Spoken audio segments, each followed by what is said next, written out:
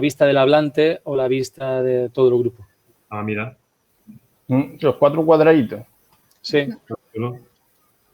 Sí, de hecho se hace grande quien está hablando normalmente, ¿verdad? Con esta presentación. Digo, salvo que alguien comparta la pantalla. O sea, cuando Esteban comience la intervención y cuando decida compartir la pantalla, entonces lo que verá todo el mundo es la pantalla de Esteban. Cuando Esteban comience la intervención y cuando decida a ver quién tiene el micrófono. Entonces lo que verá todo el mundo es la pantalla de Esteban. Esteban comienza la intervención y cuando decida quién tiene el micrófono, entonces lo que verá todo el mundo es la pantalla de Esteban.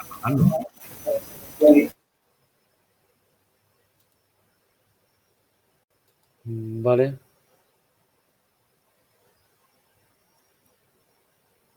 Sí, he silenciado porque había alguien que tenía el micrófono abierto y estaba entrando y saliendo. Sí.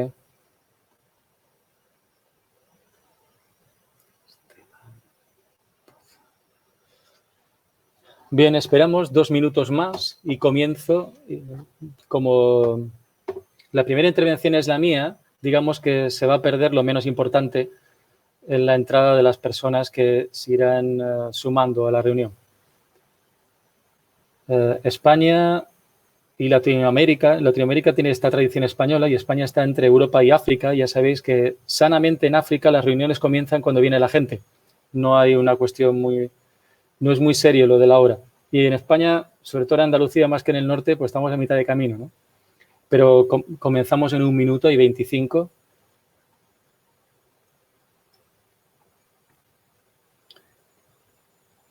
Bien, está Alicia Chun-Yei, que me parece que vienen ambas de Corea y por lo tanto se han dado un madrugón o no han dormido. Hay 7 u 8 horas de diferencia.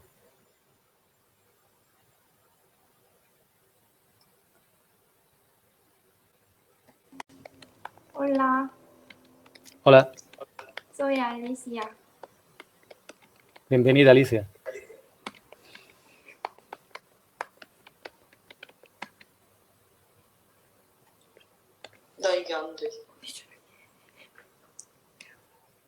Alicia Karen. ¿No? Sí. Bien. Bien, pues comenzamos. Voy a hacer una primera introducción a esta situación que hacemos aquí, de qué va el seminario. El seminario, la idea original es que afrontemos una reflexión sobre lo que está ocurriendo en relación al COVID desde diferentes perspectivas, pero siempre intentando pensar de una manera crítica, valga la redundancia. Esto es pensar que quizá las noticias que suelen abundar en los medios de comunicación o en las redes sociales quizá estén dando una visión sesgada de cuánto está ocurriendo. Y entonces lo que intentamos hacer en el seminario es dar voz a voces que no se escuchan tanto, digamos, de tal manera que podamos organizar en nuestra mente una imagen un poco más compleja, es decir, más real. En la sesión de hoy abordamos lo que es la virtualización de la vida y de la educación, es el título. Nos vamos a centrar, por un lado, en la mercantilización de Internet, una idea muy bonita, pero que finalmente ha sido o está siendo en cierta medida captada por algo que no tenía mucho que ver con Internet, que es el mercado globalizado, y cómo esto está afectando a nuestras vidas y a la educación en particular. En segundo lugar, vamos a entrar en la segunda parte de la sesión de hoy, vamos a entrar en qué está ocurriendo a nivel de la universidad y vamos a hacerlo básicamente con noticias de 2 universidades españolas donde se han generado manifiestos específicos sobre lo que está ocurriendo en relación al COVID y a la educación o la docencia en la universidad. La primera parte, como iba diciendo, la primera parte está en manos de Esteban Magnani, que es profesor en Argentina, en la Universidad de Buenos Aires, y que, bueno, le conocemos gracias a sus publicaciones, la última de las cuales nos tiene encantadas a varias personas, que es la jaula del confort, que aconsejo leer a quienes estáis por aquí y que está referenciado en el cartel de la sesión de hoy. Esteban Magnani será entonces el primero que hable durante 25 o 30 minutos. Después daremos pie a María José Lera, de la Universidad de Sevilla, que hará una introducción al mundo universitario del mismo tema y que dará después pie a Rosa, de Valencia, y a Enrique, también de Sevilla, quienes nos contarán sobre los manifiestos que ha ocurrido en ambos lugares. Bien, pues os aviso que esta sesión está siendo grabada, está siendo a su vez emitida en vivo a través de YouTube y por lo tanto después podremos volver a disfrutarla o a sufrirla según la actitud de cada cual. Bueno, pues primero, muchas gracias, Esteban, por participar en esto y cuando quieras. Bueno, buenas tardes para ustedes que ya están de tarde. Muchas gracias por la invitación, Vicente y todo tu equipo. Lo que yo voy a tratar de hacer es dar un poco más de explicación y profundización para entender cómo fue esto de que la mercantilización de Internet condujo a esta situación que estamos viviendo en particular ahora. Para eso hice una pequeña presentación que me gustaría compartir, que arranca un poco de atrás, tratando de explicar cómo ese sueño de Tim Berners-Lee, que es la web, o ese que en sus primeros momentos fue tan democrática, se fue transformando, sobre todo a principios del siglo XXI, en esta gran máquina de generar poder y de generar dinero también, con un costo social muy grande. Y eso tiene que ver con dos cosas. Tiene que ver sobre todo con una lógica financiera y tiene que ver con el poder de los datos. Están viendo, espero, una presentación que dice recorrido. A veces sé que en Jitsi falla esto de las presentaciones. Cualquier cosa, Vicente, avísame si se pierde alguna de las placas cuando yo voy avisando. Bueno, el proceso de financiarización de la economía está más que analizado. Tiene que ver con el fin de lo que algunos llaman el estado de bienestar, el fin del pacto keynesiano y demás. Y sobre todo a partir de la caída del muro de Berlín, ya sabemos, el capitalismo se libera prácticamente de cualquier tipo de compromiso social porque vivimos eso que Fukuyama llamó el fin de la historia. Puede lanzarse el capital puede lanzarse a realizar su tarea sin ningún tipo de compromisos como los que tenía previamente con la clase trabajadora, con un Estado atravesado por otras demandas y demás. En la crisis, en los años 90, el éxito para el capitalismo de este modelo implicaba crisis de sobreacumulación, es decir, el propio éxito del modelo hacía que se acumulara tanto dinero que había que buscar nuevos espacios de acumulación.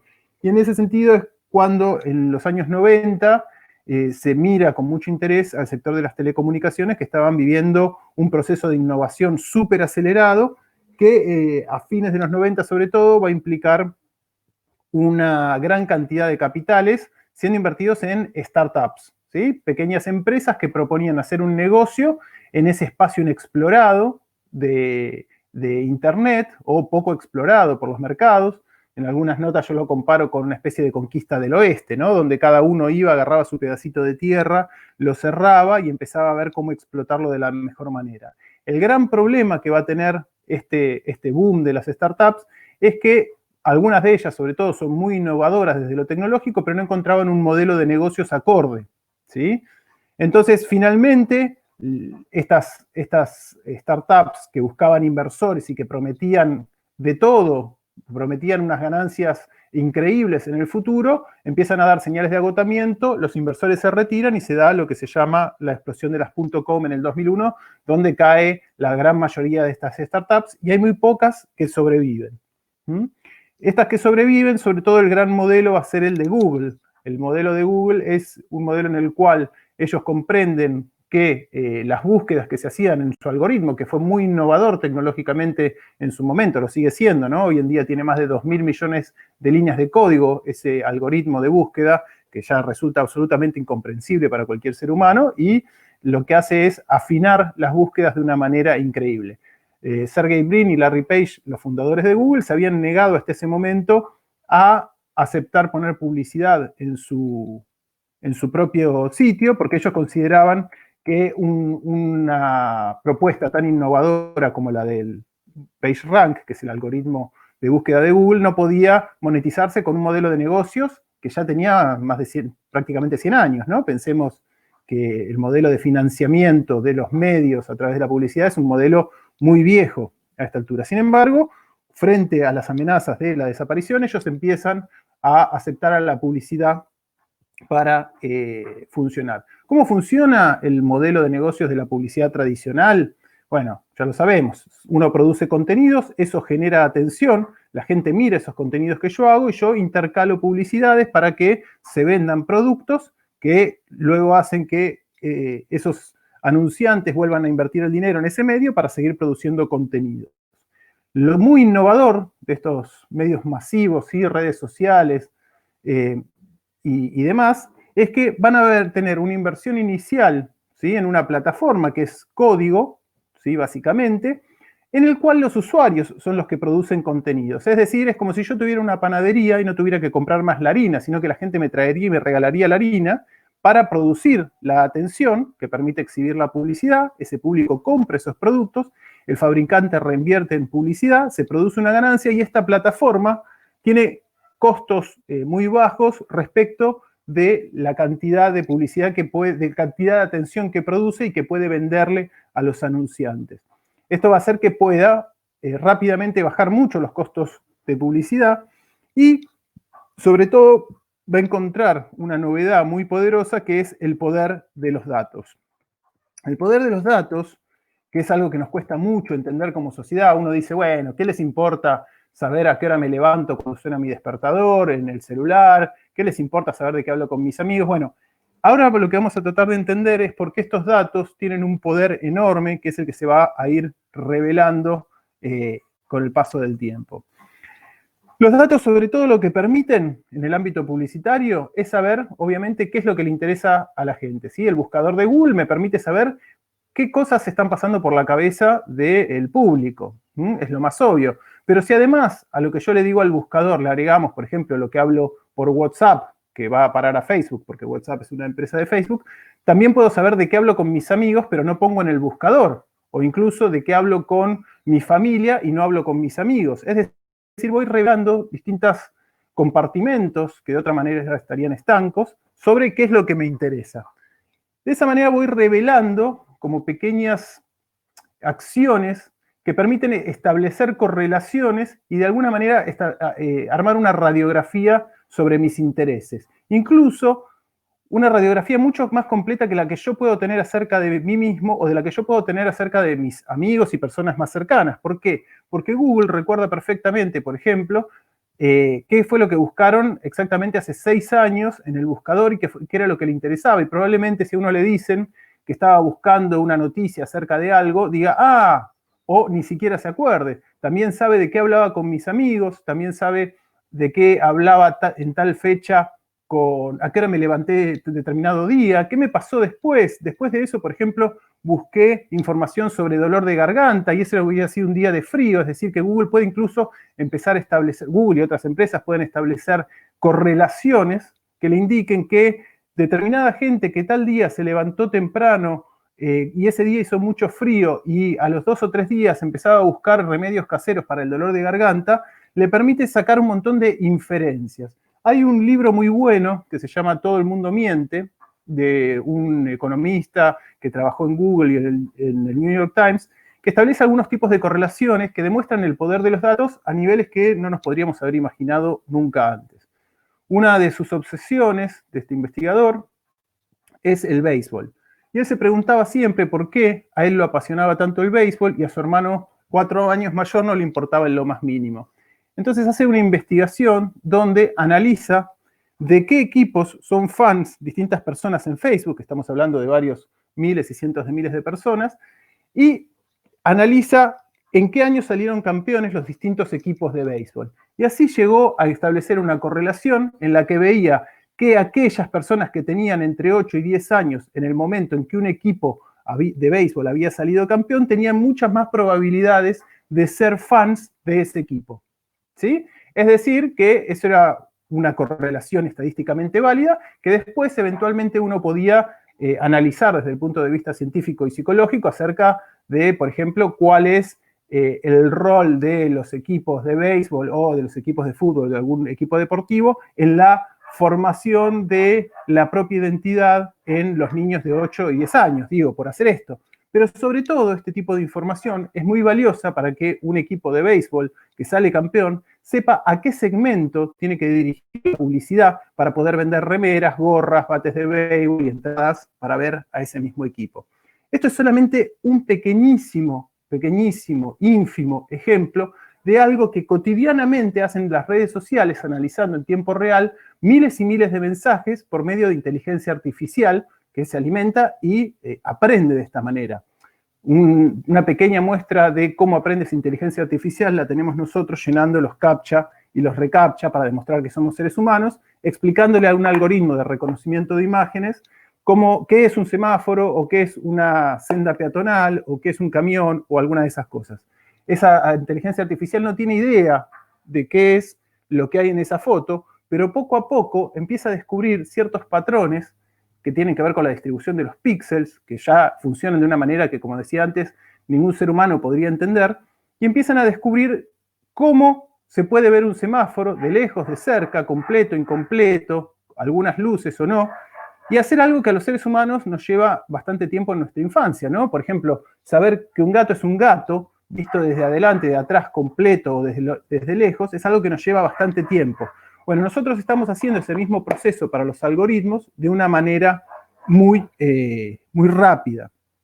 Y aparte con computadoras cada vez más poderosas y más datos, estos algoritmos aprenden más rápidamente cómo a reconocer cosas y a probar también cómo estimularnos. Una de las cosas que más busca en cuanto a la estimulación pasa por generar atención. Como dijimos antes, las redes sociales que basan su modelo de negocios en la publicidad tienen que producir la mayor cantidad de atención posible para vendérsela a los anunciantes y que ellos puedan ubicar la publicidad.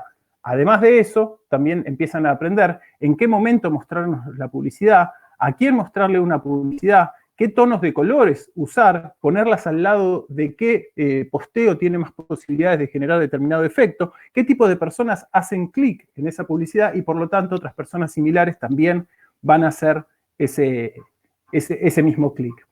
Entonces, los algoritmos van aprendiendo, ¿sí? Van aprendiendo y de alguna manera nos van manipulando, ¿no? Una palabra bastante compleja y que habría que afinar, pero que hace que nosotros tomemos decisiones que, si no hubieran estado los estímulos adecuados, probablemente no habríamos tomado. Un ejemplo de esto que me parece que mucha gente, que serviría para mucha gente que dice, bueno, a mí qué me importa que tengan datos sobre mí. Bueno, por ejemplo, hay algoritmos que son los que deciden los precios de los pasajes de avión, ¿sí? Cuando volábamos.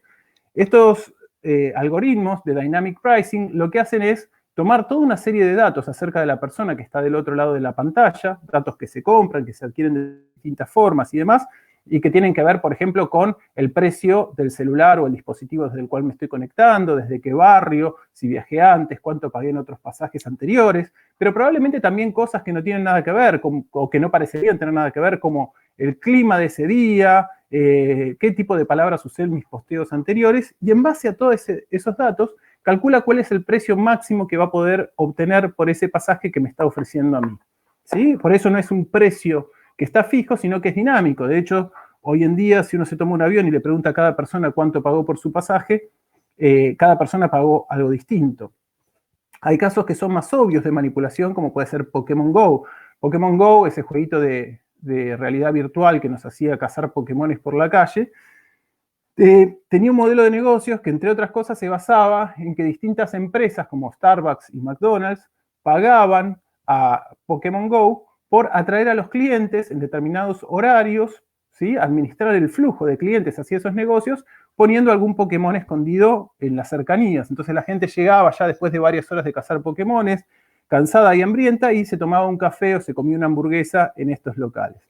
Y así todo este know-how, todo este conocimiento acerca de la manipulación es el que obviamente va a empezar a interesar a las empresas que tienen que ver con el marketing político para producir cambios, no ya en las compras de las personas o en lo que están dispuestos a pagar o en decisiones acerca de su vida, sino también en a quién votar y qué hacer con su interés político. Una de las cosas que descubren los algoritmos y que es más potente es que uno tiene mucha menos capacidad de resistencia a los estímulos que apuntan directamente a las partes más irracionales de nuestro cerebro. Ahí es cuando los algoritmos de alguna manera van comprobando algo que ya la neurociencia sabía. Las emociones como la indignación, ¿sí? El odio, el enojo, la atracción sexual, la ternura, apuntan directamente a partes que algunos llaman reptilianas de nuestro cerebro, es decir, a las partes más antiguas de nuestro cerebro y sobre las que tenemos mucho menos control que sobre las partes racionales. Y es ahí a donde van a apuntar en una carrera cada vez más loca, cada vez más desenfrenada por competir. Pensemos que en un primer momento la competencia era entre muy pocos actores, pero hoy en día tenemos muchísimas corporaciones, YouTube, Netflix, Google, Facebook, Instagram, y todas las que quieran agregar, que están compitiendo por el mismo espacio de atención limitada que nosotros tenemos. En una famosa entrevista que dio Reed Hastings, el CEO de Netflix, a un medio de comunicación, decía que su principal competidor ya no era YouTube, sino que era el sueño, ¿sí? De alguna manera nos manipulan para esas maratones que no podemos parar de mirar capítulos de una serie. Bueno, después de la crisis del 2001, de las .com, hubo como un reflujo en la inversión de las empresas tecnológicas, pero después de la crisis inmobiliaria del 2008, ¿sí? Financiada, la salida de esa crisis financiada en buena medida por los estados, sobre todo por el estado estadounidense que hizo el bailout, permitió volver a buscar nuevos espacios de inversión y volvió la atención hacia las empresas tecnológicas tratando de producir un nuevo Google, un nuevo Facebook. Y ahí es donde apuntaron a lo que algunos llaman el emprendedorismo de shock, que el caso más claro es el de Uber, pero también están Rappi, Globo, Airbnb y otras empresas que al ponerse como intermediarias entre clientes y proveedores de algún servicio, se quedan con una parte y empiezan a controlar un negocio, porque bueno, estas empresas tienden al monopolio, ¿no? Facebook funciona en buena medida porque sabemos que es ahí a donde están nuestros amigos, no vamos a ir a una red donde no están nuestros amigos. De la misma manera, vamos a usar una plataforma que tiene la mayor cantidad de choferes o que tiene la mayor cantidad de chicos del delivery y demás. Está la pregunta todavía sobre si estas empresas son viables, ¿no? Uber hace 10 años que viene dando pérdidas y no hay señales de que eso se revierta. Ahora, este modelo de negocios tiene toda una serie de efectos secundarios que tienen que ver con los procesos de sujeción, es decir, de la construcción de la propia subjetividad, sobre todo en niños, que empiezan a, por ejemplo, yo hago una pregunta en general cuando doy este tipo de charlas, que es ¿cuánto hace que uno no escucha a un niño llorando en una sala de espera o en un colectivo? Porque automáticamente el padre o la madre le da el celular para que mire videos en YouTube, por ejemplo, y de esa manera lo silencia, algo que es muy valioso para los padres, que es muy confortable, ¿sí? Pero que tiene un precio, que es que ese niño no está interactuando, no está aprendiendo a controlar su ansiedad y su aburrimiento, etcétera, etcétera. Es decir, estamos haciendo como una especie de experimento, y no solo en los niños, sino también en los adultos, que ya no toleramos un segundo de aburrimiento y automáticamente extendemos la mano al celular para recibir un pequeño estímulo. Hay toda una cuestión de celebración del yo, las redes sociales que nos permiten editar aquello que nosotros mostramos hacia afuera, lo cual nos da más seguridad, porque cuando nos encontramos cara a cara es muy difícil evitar el nervio, el tartamudeo o alguna otra señal que revele qué es lo que nos está pasando por dentro. El FOMO, el Fear of Missing Out, ¿sí? El miedo de estar perdiéndose algo maravilloso que está pasando en otra parte, que muchas veces nos lleva a no estar en donde estamos.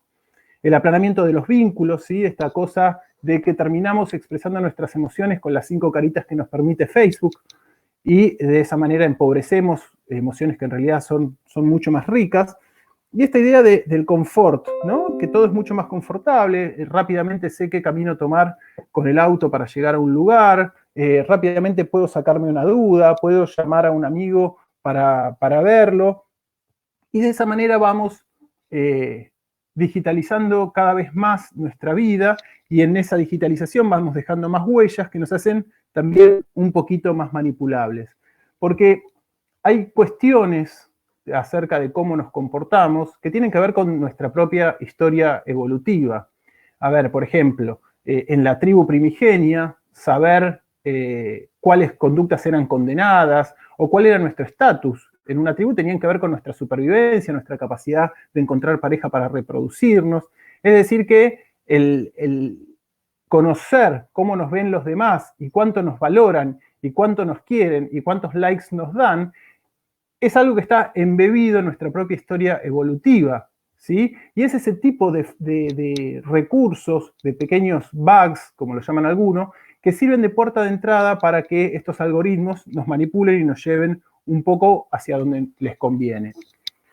Una frase de Byung-Chul Han, que resume todo esto que yo acabo de decir de una manera bastante poderosa, que a mí me gusta citar, que dice: si el Big Data proporcionara un acceso al reino inconsciente de nuestras acciones e inclinaciones, sería pensable una psicopolítica que interviniera hasta en lo profundo de nuestra psique y la explotara, ¿sí? La posibilidad de construir una psicopolítica que ya directamente acceda a pequeñas características de nuestra personalidad, nuestros miedos y nuestros deseos, y los vaya operando de una y otra forma para lograr determinados resultados.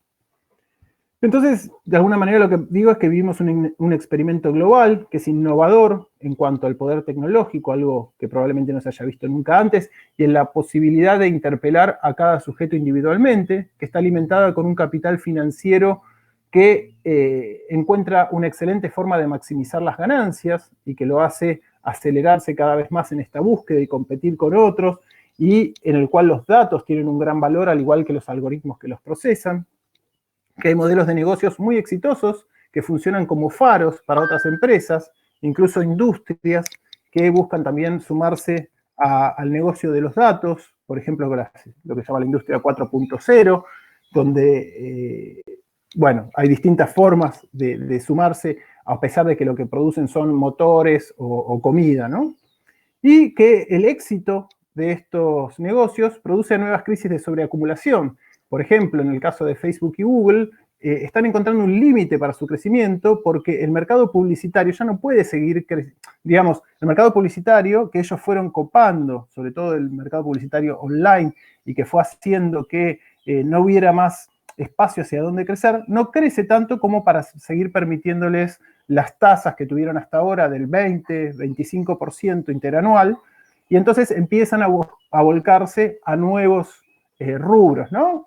Google ofrece servicios de inteligencia artificial, ofrece servicios al aparato de defensa de los Estados Unidos, Facebook quiere sacar Libra, que es una criptomoneda, y así meterse en el negocio financiero, Amazon se mete en el negocio del streaming para quedarse con una parte de ese negocio, bueno, y así sucesivamente. Todo esto implica más y más experimentación sobre los sujetos. ¿Qué se puede hacer? Bueno, puede haber cierto nivel de reducción de daños, ¿sí? Como decisión personal, en el cual uno trata de, no sé, no dejar el celular en la habitación a la noche para no tener la tentación de mirarlo, utilizar software libre, utilizar Jitsi, como estamos haciendo ahora, en lugar de usar Zoom, que va dejando rastros en empresas privadas, regulaciones, que es algo que, sobre todo a partir de Cambridge Analytica y las revelaciones de Snowden, finalmente está empezando a interesar a alguna parte del sector político estadounidense, la necesidad de evitar prácticas monopólicas por parte de estas corporaciones, ¿no? Lo que hace Amazon como dueña de la vidriera a miles, millones de productores que no encuentran otra forma de comercializar sus productos es terrible. Bueno, políticas públicas, de poner un límite y pensar hablar de la soberanía de datos. Por ejemplo, en Argentina, Google publicó varias veces cómo se había reducido la movilidad de los ciudadanos a partir de la pandemia, discriminando por provincia y discriminando por sector, ¿no? Si la gente iba a la farmacia, iba al trabajo, qué porcentaje iba a hacer las compras, etcétera, etcétera. Una información que el Estado argentino de ninguna manera podría obtener, ¿sí? Ni siquiera el Ministerio de Transporte sabe exactamente cuánta gente viaja porque no cuenta la cantidad de autos, solamente puede contar los que circulan en el transporte público. Después también obviamente hace falta educación, ¿sí? La educación es el lugar donde ponemos todo lo que no sabemos bien cómo resolver. Le decimos a los maestros que ellos tienen que educar para que los chicos tengan espíritu crítico, reduzcan los niveles de machismo, aprendan a discutir con lo que le proponen los medios, no sean consumistas, sean ambientalmente conscientes. Bueno, también le encajamos a la educación la necesidad de un espíritu crítico frente a lo que ocurre en las redes sociales. Y pobre las escuelas con todos sus problemas estructurales, más los problemas propios, tienen que lidiar también con esta otra demanda. Y también hace falta un plan de desarrollo donde se diga, bueno, ¿qué lugar va a tener la tecnología en nuestras sociedades? Este es el contexto en el cual llega el coronavirus, ¿sí? Hay una nota muy buena, que ahí les estoy mostrando el link, que salía en The Intercept por parte de Naomi Klein, que plantea que de alguna manera lo que está ocurriendo con el coronavirus es el sueño dorado de todas estas grandes empresas tecnológicas. Y habla de que Eric Schmidt, el ex CEO de Google, se contactó directamente con el gobierno de los Estados Unidos, con el cual tiene una relación muy fluida. Eric Schmidt es uno de los asesores de tecnología para la defensa del gobierno de los Estados Unidos, y donde básicamente lo que les dice es, gracias a las grandes corporaciones el mundo sigue girando. Si no fuera por nosotros, nadie podría trabajar, nadie podría consumir, nadie podría divertirse, la gente no podría seguir viendo a sus amigos. Lo que necesitamos ahora es un New Deal, es decir, una gran inversión por parte del Estado para potenciar lo que venimos haciendo y dar más herramientas, porque el post-coronavirus va a ser bastante parecido a lo que está pasando ahora, ¿sí? Por una serie de amenazas sanitarias y porque las olas de los distintos virus van a seguir viniendo, y también porque esta es una forma de evitar que los chinos nos superen, ¿sí?, a los estadounidenses en cuanto a lo tecnológico. Las grandes corporaciones chinas funcionan de manera muy cercana al gobierno de ese país y al Estado, y de alguna manera lo que le están diciendo es, ojo, que si nosotros no nos ayudan y no invierten más en nosotros, los chinos nos van a pasar en la carrera geopolítica. Dentro de eso, obviamente, está la idea de la educación, ¿no? Que es, antes yo decía que cada una de estas corporaciones empiezan a saturar su mercado y buscan nuevos espacios de crecimiento. Google y Microsoft, por ejemplo, tienen un gran énfasis en entrar en ese mercado educativo y el de la salud, que tienen presupuestos enormes a los cuales tienen bastantes dificultades para acceder. Entonces, esta es una oportunidad también en cuanto a la educación para meterse ahí adentro. ¿Cuál es el problema de que estas grandes corporaciones se metan en la educación? Bueno, ustedes deben conocer el caso de Cataluña, donde se le pidió a los padres de los niños de quinto grado, ¿no?, menores de 14 años, si no me equivoco, que firmaran una autorización para que sus chicos usaran una cuenta de Google en las escuelas. Algunos padres, por desconocimiento y demás, iban a firmar, pero a otros pidieron asesoramiento a una organización que se llama XNet para ver cuáles serían las consecuencias de eso. Y claro, después de la explicación que yo les acabo de dar, me parece que lo que se llega a ver es que si uno le diera también a Google acceso a la información de los niños en su desarrollo emocional, educativo, intelectual, de intereses, permitiría una radiografía aún más detallada que lo haría manipulable en el futuro. Incluso podría detectar que determinados niños, por ejemplo, no serán buenos trabajadores en el futuro, ¿sí?, o tienen algún tipo de disfuncionalidad o discapacidad que no los va a hacer contratables, o que no son confiables, por lo cual tal vez una empresa financiera o un banco debería cobrarle más interés por un préstamo, porque esa persona no es tan confiable en cuanto a la devolución. Toda una serie de cosas que harían a estos niños aún más manipulables. Tengamos en cuenta que esto que ocurrió en Cataluña es bastante innovador. En Uruguay, por ejemplo, el Plan Ceibal, que es el de distribución de computadoras a los niños de las escuelas, hizo un convenio con Google hace ya varios años para que los chicos utilicen todo el tiempo cuentas de Google, con lo cual es muy probable que dentro de unos años Google tenga información sobre la evolución de todos estos niños uruguayos a un nivel de detalle que habría sido imaginado en otra época. Bueno, me estoy pasando del tiempo largamente, así que termino acá y quedo disponible para preguntas, que, bueno, hay mucha tela para cortar con estos temas. Muchas gracias.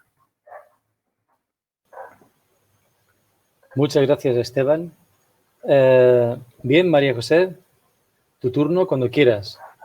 Cuando quiera. Pues nada, pues interesantísimo, Esteban. Yo voy a unir un poquito porque yo el libro que ha comentado, ¿no? Las aulas del confort, yo me lo he leído y al leérmelo, pues lo único que me evocaba, pues un proyecto en el que yo estuve participando de 2003 más o menos al 2006, más o menos, al principio del año 2000, ¿no? Entonces creo que es interesante ver cómo en aquella época ya se abordaba lo que era la introducción de los ordenadores en la educación infantil, que era este caso, que era un proyecto financiado por IBM. ¿Y qué pasó? Porque yo creo que esa lectura en el 2003, ahora en el 2020, pues se está dando prácticamente igual. Y yo creo que lo que voy a hacer es en parte confirmar, pero me voy más al ámbito educativo. Voy a poner poquitas transparencias, creo que es más sensato, me gusta que explicar así, pero voy a poner algunas transparencias, voy a compartir pantalla, ¿no?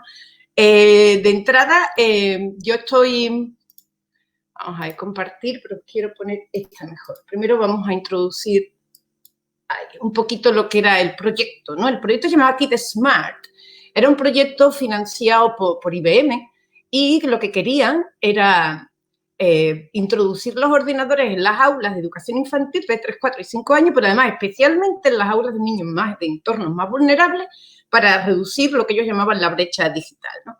Entonces, lo que hacían era que en cada aula se ponía este ordenador que veis ahí, que estaba integrado en un plástico muy grande, ¿no? Y tenía dentro unos programas para que el niño eligiera a cuál jugar. Los programas eran todos no abiertos completos, pero semiabiertos. Y al profesorado lo que se le decía es que tenían que poner este ordenador en el aula a modo de como un rincón más y dejarlo jugar. Sí, el niño tenía que elegir los programas, tenía que elegir jugar cuando quisiera, no se podía utilizar ese ordenador ni como premio ni como castigo, ¿no? Más o menos esas fueron las instrucciones y se introdujeron, pues no recuerdo, creo que fueron 20 aulas aquí en Andalucía y 20 en Madrid, y eran las dos comunidades que estaban implicadas, ¿no? Y bueno, y nuestro objetivo, este era un proyecto europeo que estaba gestionado y coordinado por la Universidad de Cambridge y éramos varios países participantes, ¿no? Entonces, también es interesante saber la filosofía que teníamos detrás, ¿no? La filosofía, que estoy segura que lo conocéis, pero es interesante también recordar cuál es nuestras bases teóricas, ¿no? Que había debajo, ¿no? Entonces, nuestras bases teóricas vienen de Seymour Papert, que supongo que lo conocéis. Aquí lo pongo en la pantalla, que veáis por lo menos un poquito su foto, cómo era un señor surafricano, un matemático, fue el fundador del MIT, estuvo trabajando 4 años con Piaget, y este hombre, su principal preocupación era cómo conseguir una educación activa, una buena educación, una educación donde el niño fuese el protagonista, el que la dirigiera, todo. Entonces, él decía que una vez que llegase no toda esta digitalización que estamos hablando ahora, pero sí por lo menos él llamaba la máquina de pensar, ¿no? Algo que el niño pueda llegar en Google, ¿no? Y pueda preguntar lo que quisiera, ¿no? Esto, él decía, esto ayudará a que el niño se libere y podrá aprender más, y no en función de lo que el adulto le quieran decir, ¿no? Por ejemplo, eso, ¿no? Aquí hay algunas frases de él que es que no quiere que los ordenadores programen a los niños, sino que son los niños quienes programan a los ordenadores, ¿no? La idea de la alfabetización digital, ¿no? La alfabetización digital no es solamente, él comparaba la alfabetización, no es igual que la otra alfabetización, no es solamente conocer las letras, y en este caso no es solamente conocer la tecnología, sino el universo que se te abre cuando tú estás alfabetizado. O sea, la idea era, el niño debería de saber lo que la tecnología le podrá dar, porque entonces podrá intervenir sobre ella y conseguir de ella lo que él quisiera.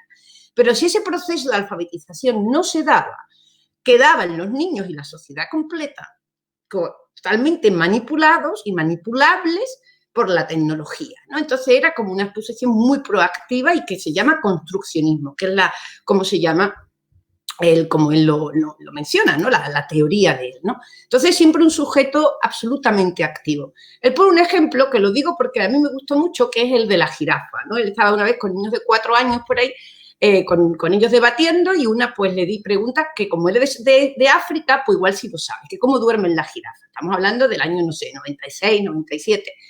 Y entonces él se quedó, claro, esa niña no sabía cómo dormían las jirafas, pero aquello produjo un buen debate, ¿no?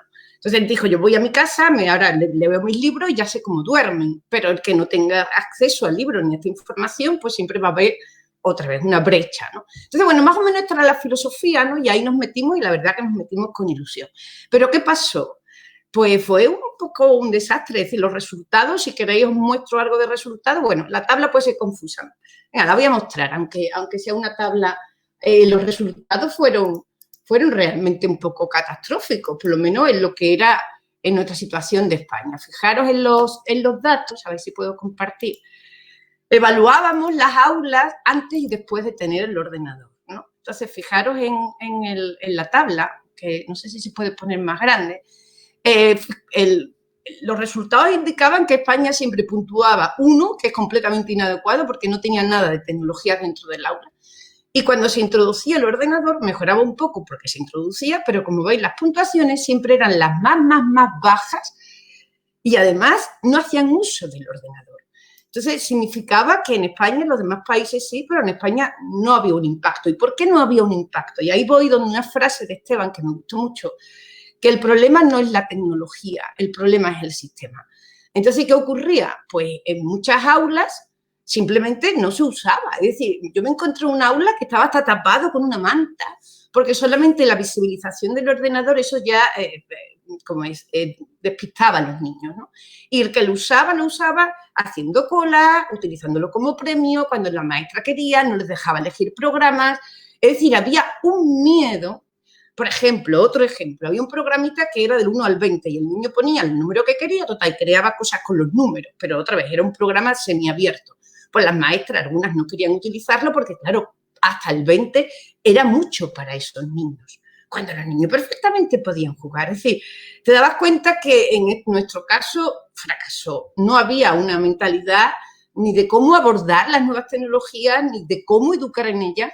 Y entonces, ¿qué pasó? Pues lo que pasó fue otro desastre mayor, porque lo que pasó es, bueno, nosotros nos sentíamos muy incómodos con el programa y me gustaría comentar 3 reacciones, ¿no? Una es la reacción que tuvieron los gobiernos. Evidentemente, lo que había detrás de todo esto por parte de IBM era demostrar que utilizando ordenadores en las aulas todo mejora o mejora algo, con lo cual, evidentemente, tenía un fin comercial, pero es que la reacción que tuvo, por ejemplo, el gobierno de la Junta de Andalucía, que nos reunimos con él después y le dijimos que, bueno, a lo mejor era conveniente ir pensando en introducir un ordenador en aulas, ¿no? Y la respuesta fue, nosotros no vamos a introducir uno, nosotros vamos a introducir 20. O sea, y lo que hicieron fue invertir todo el presupuesto educativo en montar unos centros TICs, donde volvíamos a hacer una educación de transmisión de conocimiento, lo que pasa que ahora con ordenadores, que además supusieron eso, pérdida de todo el presupuesto, y sobre todo la Junta de Extremadura fue aún mayor, porque la Junta de Extremadura puso ordenadores en todas y cada una de las aulas de secundaria y creo que parte de primaria, lo que le llevó a hipotecar su presupuesto educativo por muchísimos años, ¿no? Todo esto es más absurdo, porque todos los ordenadores se quedaron obsoletos a los 3 años, con lo cual, ¿quién salió ganando de todo esto? Pues otra vez, el carácter mercantilista, y lo que salieron ganando fueron las compañías, y en nuestro caso el Corte Inglés, porque para colmo todo se le compró al Corte Inglés, y no sirve de nada.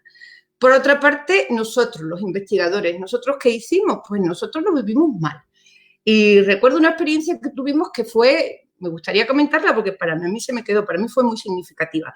Nos reunieron en Bruselas en el año 2003, creo que fue en mayo del 2003, nos reunieron, bueno, pues por ponernos, nos reunieron, éramos muchos, podemos ser 50, 60 personas de toda Europa, ¿no? Y ahí ya era bueno, pues qué bien va esto ya tiene que ir a más, ya no nos vamos a quedar en infantil, sí, ¿no? Y ahí viene la virtualización de la vida. En el año 2003, ya en aquella conferencia nos presentaron algo parecido a las gafas Google. Algo parecido a las gafas Google, que además era así la presentación, te levantas por la mañana, le das un clic y, claro, con ese clic se enciende la cafetera, se te enciende la tostadora, se te pone la emisora de radio que tú quieres, hasta el ordenador se activa y te dice hola. Aquello era. Entonces, además, diciendo que esto era el futuro y era el progreso. La reacción que tuvimos los que estábamos allí sentados fue una reacción, qué pena que aquello no se pudo grabar. Yo me salí inmediatamente y como yo nos salimos muchos de la sala. Y nos salimos porque allí era la constatación del mundo injusto. Recordemos, o sea, estoy diciendo, esto ocurrió en mayo, principios de mayo del 2003, y el 19 de marzo del 2003 fue la invasión y el bombardeo de Irak y de Bagdad. Un movimiento, el movimiento de no a la guerra, que estaba todo el mundo sensibilizado. Entonces era, en un mundo donde estás destruyendo toda una civilización, vienes aquí a contarnos que en el futuro lo que quieres son unas gafas Google. Ahí no pensábamos en el Big Data, pero sí pensábamos en la injusticia del mundo, ¿no? Y la verdad es que básicamente el proyecto se cayó. Casi todos los investigadores que estábamos, la verdad es que no se han sacado ni grandes publicaciones ni continuamos con el proyecto. Más aún, ¿no? El proyecto fue nominado para un premio especial, teníamos que ir al Buckingham Palace en Londres para recibirlo y nadie del equipo fue. Es decir, había realmente una protesta, ¿no? contra todo esto, ¿no? Bueno, pues aquí estábamos situándonos eso, ¿no? En el 2003, cómo evolucionó la educación infantil, las respuestas de los gobiernos, las respuestas nuestras, de los académicos. Pero ahora también viene el 2020, ¿no? Entonces, llegamos y de pronto que te encuentras en la universidad. En la universidad, claro que teníamos la plataforma digital y la usábamos, ¿no? Pero eso no significaba que nuestras clases fuesen virtuales. Pero cuando llega marzo, nos tenemos que poner a dar clases virtuales. Es decir, en el caso anterior, la investigación demostraba que los ordenadores eran útiles, con lo cual había que invertir en ordenadores. En este caso, como también ha dicho muy bien Esteban, en el sueño de las corporaciones esto ocurre y ahora de pronto todo tiene que ser virtual, ¿no? Ya, pues vale, nos metemos ahí, ¿no? Pero ¿veis qué respuesta ha tenido en nuestro caso en la universidad? Pues la universidad que ha dicho, bueno, pues venga, vamos a seguir virtual y no te preocupes, tú sigues grabando vídeos, los pones, es decir, nuevamente un modelo de transmisión pasiva de conocimiento, lejos del construccionismo, lejos de la interacción, lejos de crear cosas para que tu mente piense, sino transmisión. Y lo que es peor aún, a pesar de que el profesorado, lo que demandábamos era más profesorado porque esta educación virtual lleva más tiempo, pues lo que nos llega a la noticia es que hay 1 millón de euros para gastarlo en poner cámaras en todas las aulas, aunque nadie lo haya pedido. Unas cámaras que efectivamente otra vez es un montón de dinero que se lo llevarán algunas compañías. O sea, la función de mercantilización está. Pero ahora también nos pregunta, es que esas cámaras estarán grabando. Con lo cual, otra vez, la generación de este Big Data que hace que nos situemos en una posición realmente incómoda y, desde luego, de vulnerabilidad, ¿no? Bueno, como veis, la universidad no lo vivió bien, no podía vivir bien el que, primero, no queremos un modelo pasivo de transmisión de conocimiento y tampoco queremos un modelo virtual y que además se lleve todo el dinero que pueda hacer falta para otra cosa, ¿no? Entonces, pues claro que empezamos a movernos, ¿no? y a dinamizarnos un poquito. Y yo ya creo que doy paso perdón, que es que tengo aquí la otra pantalla, doy paso a los otros compañeros que sí, que están haciendo cosas, como os decía, tanto en la Universidad de Sevilla como también un poquito, o quizás más, en la Universidad de Valencia, ¿no? Y yo ya voy a dar paso a Enrique de Álava Casado, que es el profesor titular de la US, es médico y nada, y nos va a contar, él es el portavoz del grupo que se creó en la Universidad de Sevilla, donde nos hemos juntado, hemos hecho manifiestos, en fin, él nos cuenta un poco cómo esto ha ido generando, ¿no? Y por otra parte también tenemos a Ana Noguera, que es de la Universidad de Valencia, catedrática y también médica, ¿vale? Y entonces que ella nos cuente un poquito de la experiencia de ahí. Así que yo, Enrique, si estás por ahí, yo mi parte. Estoy por aquí. ¿Me escucháis y me veis? Perfectamente. Pues venga, somos todos. Genial. La verdad es que lo has contado todo fantástico. Yo no sé si voy a poder aportar mucho más y además aclaro que simplemente soy el portavoz y no soy más que una persona más de todo el grupo que salió ahí, ¿no? Yo entronco con lo que has dicho, María José, porque toda esta historia del COVID, dos cosas. La primera, surge o crea una gran sensación de desconcierto y de falta de liderazgo en la comunidad universitaria porque nadie sabía muy bien qué hacer. Yo trabajo en un hospital también y en el hospital todo el mundo sabía lo que tenía que hacer y teníamos enfermos de COVID y las cosas funcionaban bien porque hay una estructura que mantiene la actividad y la hace bien. Pero en la universidad nadie sabía qué hacer y nadie decía nada más que, bueno, mucho reglamento y mucha normativa, pero nadie realmente llevaba el liderazgo de la situación desde arriba, ¿no? Y los alumnos empezaron a ponerse nerviosos y algunos profesores empezamos a preguntarnos qué es lo que estaba pasando, ¿no? Realmente lo que nos dimos cuenta que estaba pasando era que el COVID había afectado la educación. Y yo creo que si se acuerdan ustedes del cuento del emperador desnudo, ¿no? O el traje nuevo del emperador, ¿no? Estábamos pues pensando que el emperador estaba revestido de grandes ropajes. Bueno, no todos lo pensábamos, pero un poco harapiento, pero todos nos dimos cuenta que el emperador estaba desnudo, ¿no? Es decir, todas las incongruencias del sistema se pusieron de manifiesto fácilmente con una virtualización y conectando con el nombre de esta reunión, con una virtualización del problema. ¿Por qué? Porque el problema es un problema de modelo de educación. El modelo tradicional de educación en el que todos hemos nacido más o menos es una manera de hacer educación muy transmisiva en la que a mí me cuentan una cosa y yo la recibo acríticamente y la memorizo, ¿no? Y eso es como se da la educación. Lo estoy contando de una manera como lo entiendo yo. Yo no soy pedagogo, no soy psicólogo, soy médico, ¿no? Pero creo que ustedes me entienden cuando hablo de eso y cuando hay un modelo alternativo en el que nos basamos en la actividad, en el aprendizaje activo, significativo, en el que el propio alumno es el centro de la educación y él va construyendo poquito a poco su conocimiento, pues contrastándose con otros compañeros y con los profesores y al fin va construyendo algo, ¿no? De manera activa, más esfuerzo, pero algo mucho más personalizado, ¿no? Y eso vale para cualquier disciplina y vale también para la medicina, por supuesto, ¿no? Bien, pues el COVID puso de manifiesto que estábamos trabajando de una manera pues completamente arcaica y algunos profesores empezamos a decir, esto no puede ser, ¿no?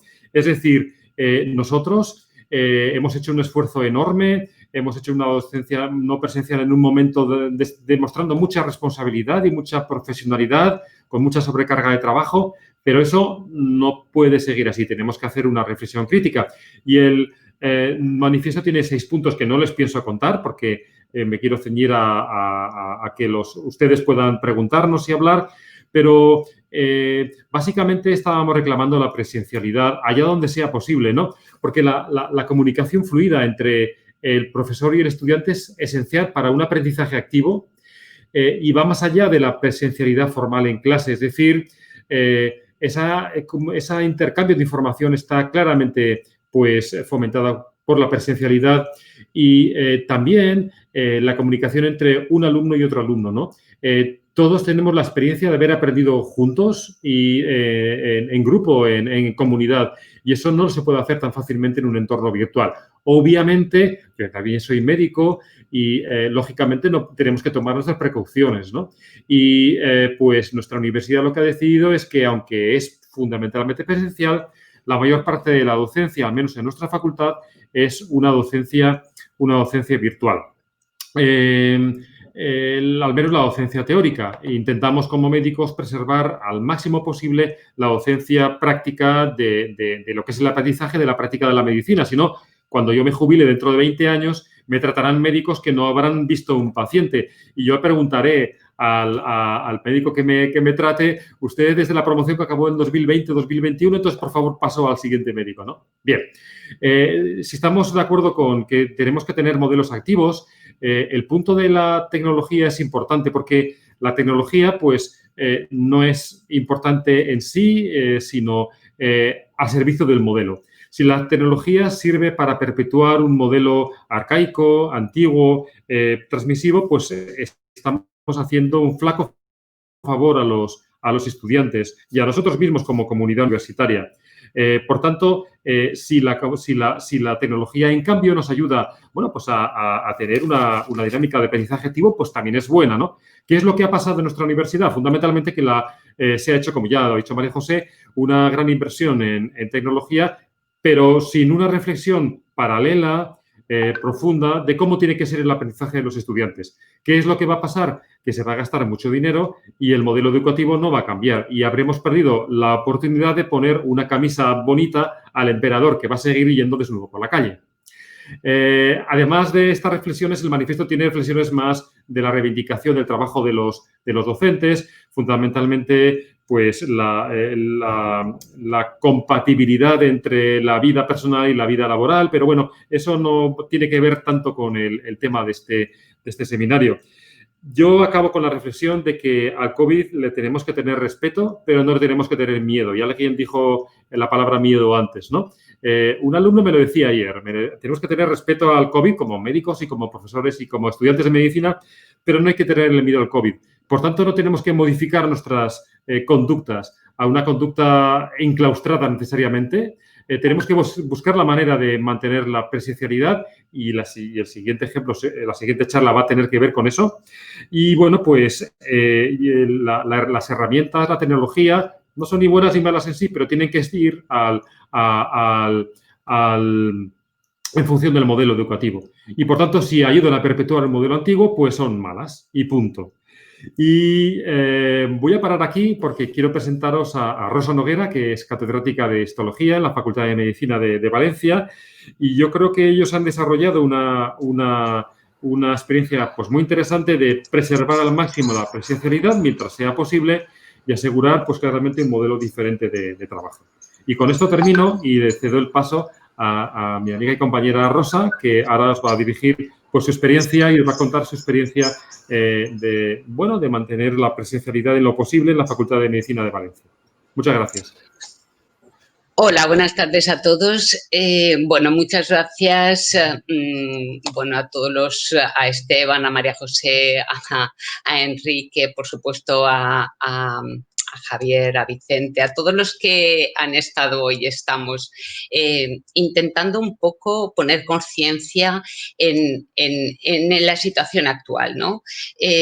Yo simplemente firmé el manifiesto que hizo todo un grupo de personal docente e investigador de la Universidad de Valencia, que salió en la prensa el 11 de junio y que, hacía hincapié con el querer que la universidad continuara, la Universidad Valenciana, continuara siendo pública y presencial. A esta situación que tuvimos estos meses pasados, pues la Universidad de Valencia ha reaccionado de forma más coherente y clara en relación con el inicio, ¿no?, de esta pandemia. Y para el inicio del nuevo curso, que empieza el próximo lunes, pues al menos especialmente la Facultad de Medicina, que es la que yo conozco, es donde yo ejerzo mi profesión, pues sí que nos han dado formaciones telemáticas, la empresa que se ha considerado el Blackboard, la investigación se ha permitido y se potencia a nivel presencial, tanto para los trabajos de los alumnos como para doctorandos, etcétera. Nos han facilitado medios materiales y técnicos. Realmente muy importante. Se ha considerado que los cursos iniciales, el curso de primero y segundo de medicina, aquí se ha planteado la máxima presencialidad, tanto en teóricas como en prácticas, de forma que se han habilitado pues, todas las aulas, la aula magna, que es muy grande, la sala de grados, y se va a establecer, de hecho el lunes ya empezamos con presencialidad total para primero y segundo, porque consideramos que, o se ha considerado que estos alumnos son los más sensibles a la semipresencialidad. Y a partir de tercero a sexto, pues se ha planteado una semipresencialidad alterna para las teóricas y casi máxima presencialidad en la práctica.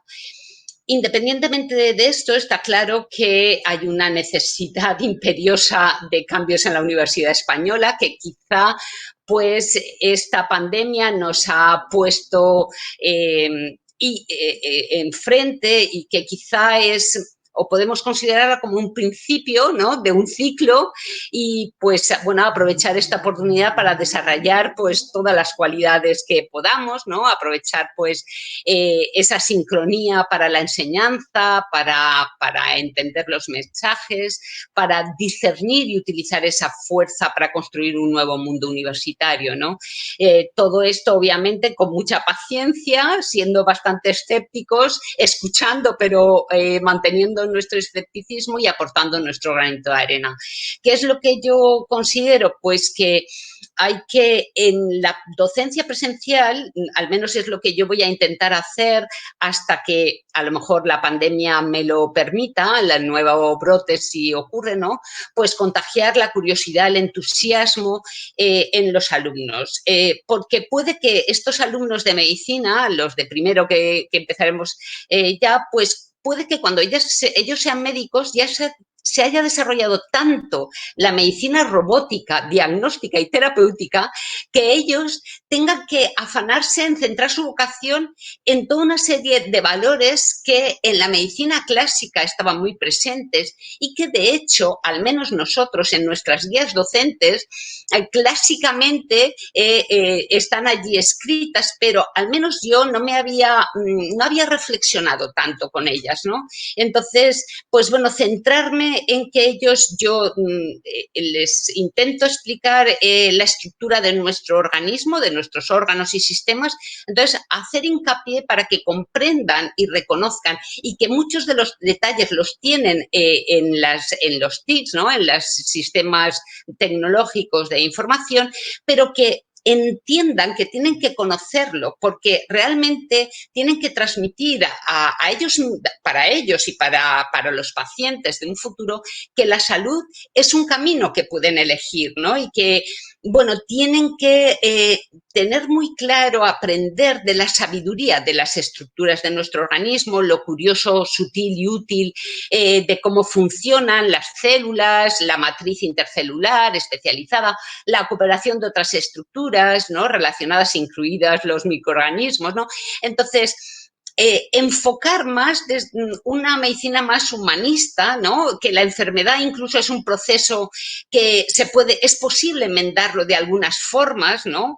Por ejemplo, ahora, y probablemente ellos ya será como el pan nuestro, ¿no? Ya podrán reprogramar pues no sé, las células inmunológicas, la matriz extracelular, que es algo que, bueno, ahora está a nivel investigador, pero que posiblemente en el futuro ya esté, y entonces tienen que aprender que las estructuras de nuestro organismo son increíblemente bellas, sofisticadas, perfectas y que han de enseñar a los enfermos a fortalecer eso, a su buen uso, etcétera. Y, pues, bueno, centrarme en que la evaluación la consideren para fortalecer, ¿no?, su ética y su autocrítica, porque, por ejemplo, en estos anteriores exámenes pues han habido sistemas de copieteo que la gente a través del sistema informático pues ha sido muy rápido y han subido mucho las notas. Estimular, ¿no?, el que sean críticos con esa información. Creo que esto nos tiene que hacer al profesorado y al alumnado una reflexión, un discernimiento, ¿no?, de qué habilidades podemos utilizar la tecnología de la información y qué otras son importantes, probablemente imprescindibles a nivel presencial, y utilizar ese tiempo que de momento nos esté dando el COVID para potenciarlo. Y esto era, en resumen, un poco lo que quería transmitir.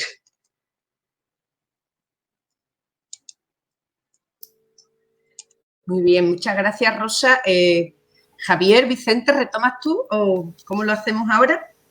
Muy bien, gracias. Primero, yo debo estar preocupado un poco en que esto vaya funcionando bien, pero debo reconocer que se me ha ido la cabeza varias veces porque las intervenciones son demasiado atractivas como para tener un cerebro limitado compartido. Bien, voy a pedirle a Javier que lleve esta parte, es decir, que nos cuente si ha habido intervenciones, si la gente ha escrito en el chat de Jitsi o del canal de YouTube, para que transmita esas preguntas o inquietudes y asimismo el micrófono está abierto para quienes desean preguntar directamente. Si alguien desea preguntar, lo mejor es pulsar la mano que está abajo a la izquierda de la pantalla de Jitsi o bien escribir en el chat y Javier nos coordinará un poquito en esto. Pues Bien. cuando quieras, Javier.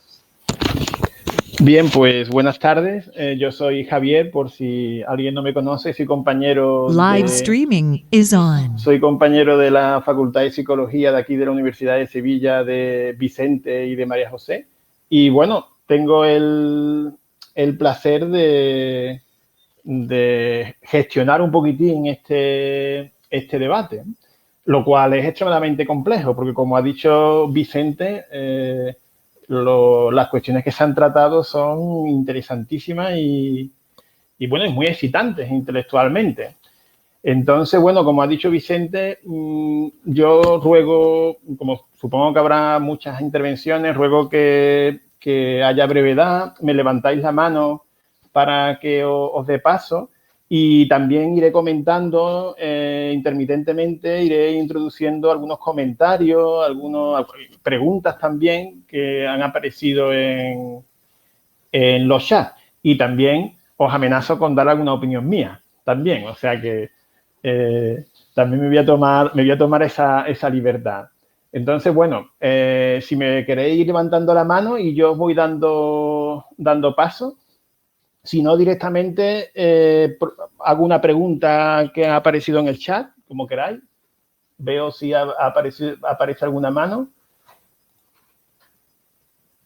Vale, pues como no veo ninguna mano, pues voy a empezar realizando algunos comentarios o preguntas que han aparecido en el chat, ¿no?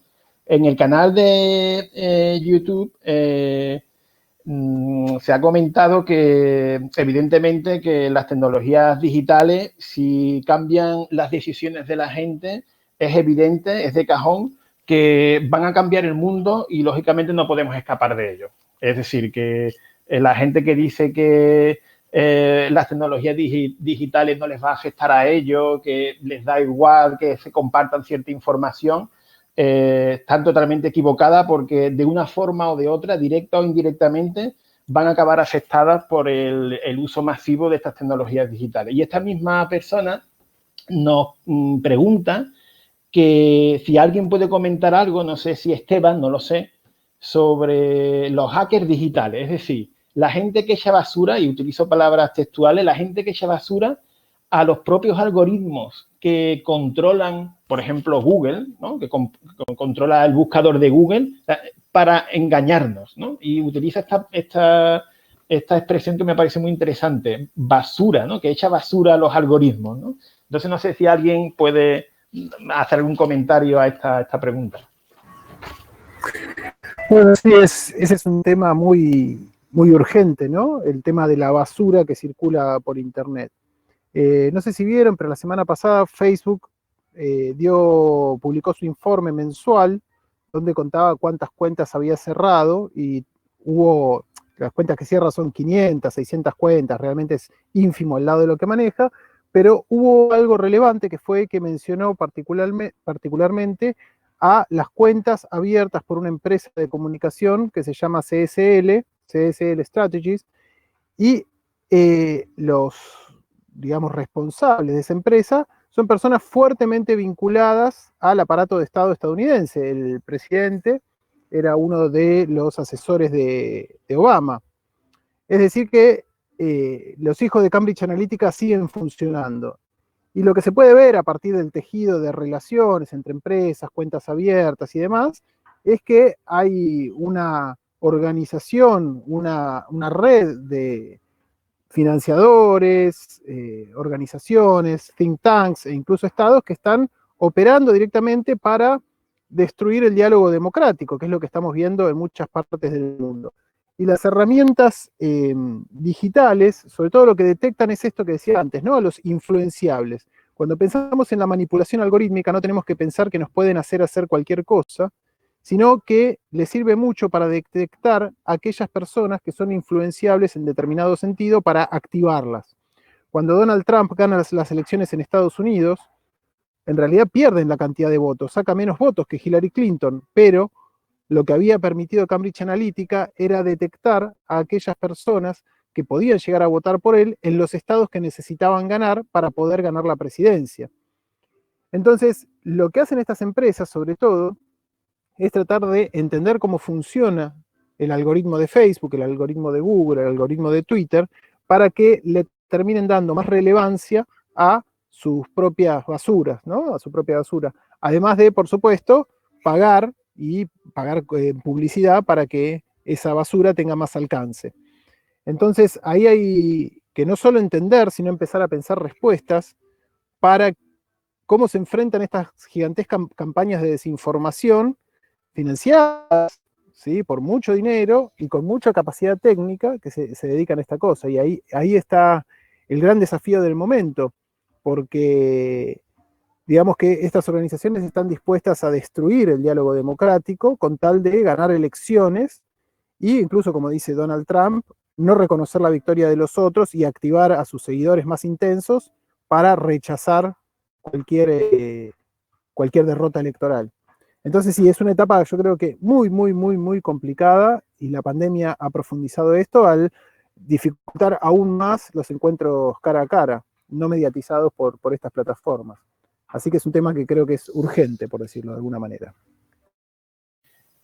Gracias, Esteban. Y otra pregunta iba a decir de un oyente, como si estuviéramos en la radio, ¿no?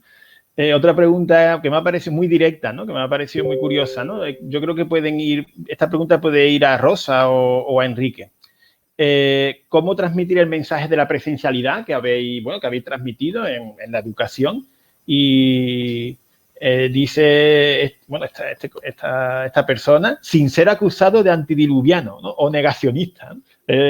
Una pregunta que me ha resultado interesante, bueno, en el ámbito académico y en el ámbito de la educación, ¿no? Algo habéis dicho al respecto, ¿no? Y lo habéis explicado, pero bueno, yo os la formulo. Pues yo creo que cuando hablamos de encerrarnos todos en un mundo virtual para dar las clases, eso sí que es la contrarreforma, ¿no? Si me permitís un término histórico, ¿no? La reforma es darle el valor que tiene a la presencialidad, lógicamente preservando la integridad y la salud de los profesores y de los alumnos, ¿no? Nadie queremos que se contagie de COVID, pero estamos haciendo un montón de actividades extraacadémicas en las que estamos expuestos ciertamente expuestos al COVID, cuando vamos a hacer la compra, cuando vamos en transporte público, nos protegemos, marcamos una distancia de seguridad, nos lavamos las manos, controlamos el contacto social, pero no nos permitimos estar en un aula donde podríamos estar e interactuar y aprender y hacer lo más importante que tenemos que hacer, que es adquirir herramientas que nos permitan crear una sociedad nueva y servirla, ¿no? Entonces, me parece que eso sí que es antediluviano, ¿no? Todo lo contrario a lo que dicen algunos. Y negacionista ciertamente no. Yo soy médico, trato con pacientes COVID, estudio tejidos de pacientes con COVID y ciertamente el COVID existe. Pero como dije antes, hay que tenerle respeto y usar las medidas de control, pero no hay que tenerle miedo, ¿no? No podemos hacer que el miedo atenace nuestra vida y nos quite la vida que tenemos, ¿no? Sí, yo estoy totalmente de acuerdo con Enrique. Creo que es lo que tenemos y, bueno, lo que tenemos es lo que hemos de aceptar, y a nivel en docencia, poder utilizar presencialidad y no presencialidad, pues aprovechar al máximo, sobre todo para transmitir lo que consideremos que es importante en la comunicación interpersonal, incluso mostrar nuestra vulnerabilidad, que como seres humanos el COVID nos lo ha puesto enfrente, y para mí no tiene nada que ver con algo antediluviano, por mucho que nuestros ancestros, no sé, que los Aristóteles, pues tratara, ¿no?, a sus enfermos, pues eso, pasándose la noche cuidándolos y Y bueno, pues a lo mejor es lo que hemos de hacer un cuidado distinto al del conocimiento, dejando una parte en los sistemas de comunicación, de virtualización, y otra parte importante, ambas dos, en la presencialidad. Gracias, Enrique y Rosa. Le doy paso aquí a Vicente, que me ha dicho que tiene la mano alzada y yo no la veo. Es posible que, como no soy administrador del sistema, no me salgan a mí las manos alzadas. Es posible, ¿eh? Pues lo digo por si hay más gente que tiene la mano alzada. Venga, Vicente. Bien, gracias, Javier. Tengo pregunta compleja a la altura de las intervenciones. Por un lado, es verdad que hay muchas facetas de la vida que tienen muchas caras y que es injusto mezclarlo todo en la misma. Por ejemplo, se acaba de hablar que no es justo tildar de antidiluvianas a las personas que defienden que no perdamos la presencialidad. Porque esa petición de no perder la presencialidad no significa negar el lado bueno de la virtualización, es decir, el lado bueno que tiene un buen uso de las tecnologías. Del mismo modo, me preocupa el hecho de que ese extraordinario y descarado mal uso que se hace de los datos en la red pueda generar una resistencia a todo lo que suene a eso. Y entonces, hay una pregunta ahí dirigida directamente a Esteban. ¿Conoces alguna iniciativa o crees viable alguna iniciativa de ética en la explotación de datos? Es decir, por ejemplo, hay métodos tradicionales de recoger datos de la población a través de cuestionarios donde uno pica en la puerta de la casa o para a alguien por la calle y le pide información. Es una situación muy descarada de petición de información donde la otra persona se puede negar o puede incluso mentir. La red puede recoger datos posiblemente también a través de ese tipo de sistemas. ¿Es posible o ya existe alguna iniciativa nacional, estatal, internacional que intente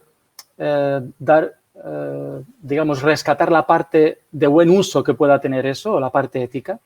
Y ahora añado otra pregunta, o complico la pregunta, relacionado con lo que estaba contando María José, y que ocurre con muchísimo en la educación, y es, muchas veces una idea preciosa, una idea bonita, es desvirtuada generalmente son empresas, pero no tienen por qué, por iniciativas que intentan sacar provecho de esa idea bonita. Por ejemplo, de la idea bonita, preciosa de la educación a lo largo de toda la vida, se ha sacado la versión de vamos a tener ocupada a la población en estar formándose a costa de su bolsillo a lo largo de toda la vida para poder competir en el mercado laboral. Bien, junto a las dos y pregunto, ¿es posible, existe ya alguna iniciativa de ética en la explotación de datos que no acabe así, que no acabe desvirtuada? Bueno, las grandes corporaciones, que son las que están en la frontera de la acumulación y el procesamiento de datos, tienen como objetivo primero ganar más dinero. Eso avasalla cualquier límite ético. Después, lo que sí hay, y con esto quiero aclarar que no soy un ludita, digamos, no estoy en contra de la tecnología, hay herramientas que permitirían que se acumulen datos que pueden ser muy útiles, por ejemplo, en educación, ¿sí? En las universidades nacionales, prácticamente todas las 60 universidades nacionales, públicas y gratuitas de la Argentina, la plataforma que se está usando para la educación universitaria es Moodle, que es un software libre que se instala en servidores propios y que obviamente va acumulando datos sobre la interacción de los estudiantes con la plataforma, que pueden ser un insumo muy positivo para hacer planificaciones del proceso educativo. Ahí hay algo en el cual los datos se podría servir de mucho. En medicina seguramente se podrían utilizar muchos datos. Pido disculpas, justo estoy en un lugar complicado, tuve que salir de mi casa, espero que a pesar del ruido se me escuche. Se podrían utilizar los datos en el sistema sanitario, pero esos datos tendrían que ser gestionados por un organismo público y no por una empresa privada para seguir ganando dinero. Se podrían encontrar, no sé, por ejemplo, a partir de las grandes cantidades de datos, interacciones medicamentosas no estudiadas previamente. El software libre es un camino para que los datos garanticen de alguna manera mayor seguridad y permitan saber a la persona, al Estado, a aquel que los utiliza, qué es lo que está haciendo con los datos que se cargan en él. ¿Sí? Esto sería algo muy útil. Sobre todo lo que me parece que hay que hacer es, digamos, sobre todo desde nuestros países del tercer mundo, pensar en términos de soberanía, ¿no? Pensamos en términos de soberanía financiera, pensamos en términos de soberanía alimentaria. Bueno, pensemos en soberanía tecnológica y en soberanía de datos. ¿Qué es lo que se puede mejorar? Es como un horizonte, ¿no? Es un horizonte que es inalcanzable, pero al cual de alguna manera nos vamos acercando. Me parece que por ese lado pasa. Lo primero que hace falta es problematizar este tipo de cuestiones.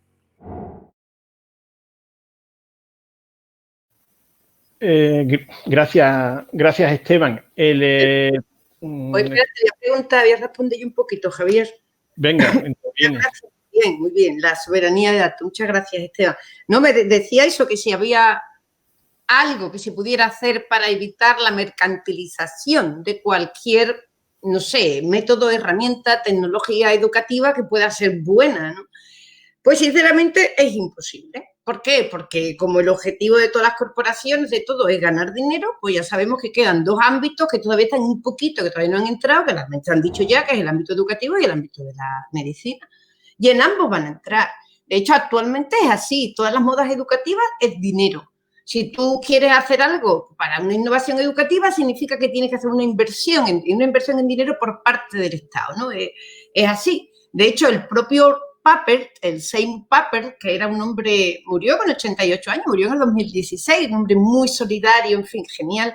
Él mismo empezó a construir ordenadores muy baratos para dárselo a los niños, porque también sabemos que incluso los precios son falsos, ¿no? Pero él empezó a hacerlo porque no hay. Es decir, en el momento cualquier cosa funcione, el sistema la cogerá, se transformará en dinero y se virtualizará. Solución. Hombre, yo es que tengo otra idea de la educación. Es que yo creo que la educación, hablando sobre todo de la primaria y la secundaria, tiene que salir de las escuelas. Necesitamos un modelo educativo mucho más diverso, mucho más ajustado a cada uno, como decía, no de consumir información, ¿no? Sino de crear cosas, de tú ponerte, ¿no? Es que cuando una se mete con esto, o sea, yo a mí la pena que me queda es qué pena que no hemos hecho nada. Porque si en el año 2000 hubiésemos empezado a educar bien en el uso de las tecnologías, tendríamos gente activa y todas estas cosas ya incluso las supondrían. Pero no hicimos nada. O sea, yo fracasé completamente. Yo me encontré una escuela que era transmisiva y que quería ser transmisiva. Y si le ponía el ordenador era transmisivo y tenía que ser igual que la ficha. Y si no, no valía. Y otra vez. Entonces, no, la verdad es que no, que creo que cualquier cosa que pueda generar dinero, al final la absorberá. Por eso, solución, que todas las cosas sean gratis. Entonces, ya con eso no pueden comer.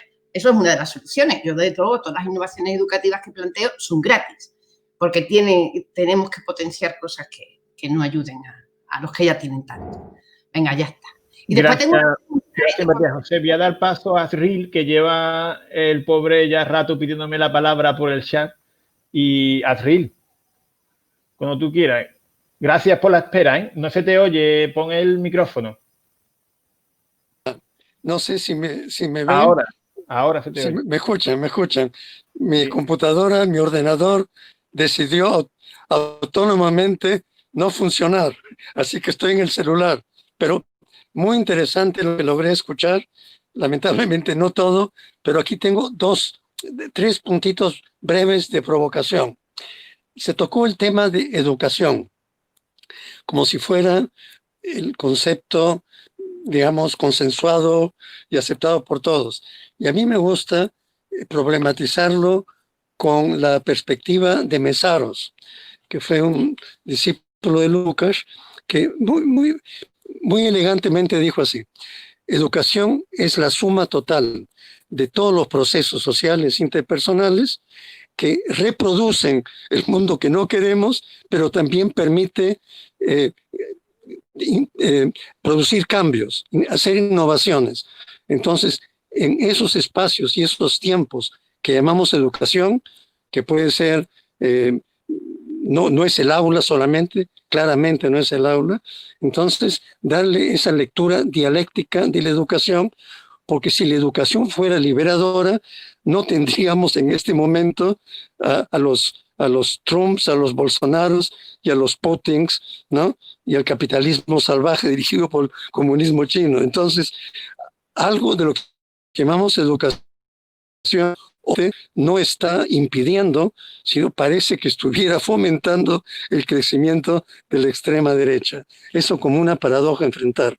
La otra, el tema de tecnología y democracia, que aquí va con mercantilización que se ha tomado. Hubo un sociólogo que logró escaparse de la Austria nazificada, Karl Mannheim, que planteó un dilema. Él decía así, y yo no creo que era pesimista, yo creo que es una preocupación que debemos compartir. Decía, con cada cambio tecnológico, sea tecnología material o organizacional, se aumenta el poder de los muchos de los pocos sobre los muchos. O sea, que hay un dilema democrático con cada salto cualitativo tecnológico, porque quienes pueden interpretar lo que Toynbee llamaba el proletariado cultural, que no entiende hoy día todos los vericuetos, los matices de las nuevas tecnologías. Hay un grupo, y nosotros somos parte de ese grupo, una élite que de alguna forma trabaja para el sistema, aunque estemos en contra del sistema, reproduciendo a través de la tecnología el mundo de pasividad que no queremos. Y relacionado con eso, son 2 puntos más. Se mencionó esto de aprendizaje activo. Y bueno, la historia de aprendizaje activo es muy, muy antiguo. Y tenemos gente como Freinet y Freire que son parte de ese legado.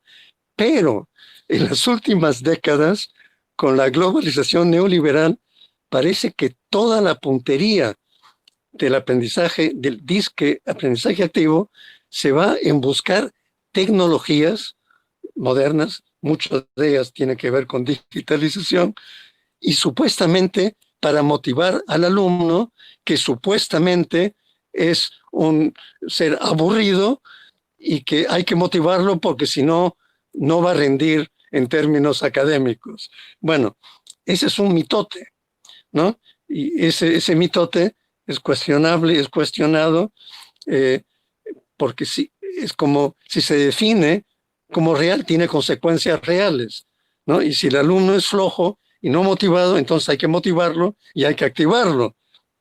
Pero uno podría partir del punto de vista opuesto, que empezamos con mucha curiosidad, con muchas ganas de aprender, y el sistema nos va acallando esa curiosidad, nos va instruyendo, ¿no? Nos va enseñando a complacer al maestro, a sacar buenas notas, y el aprendizaje al diablo.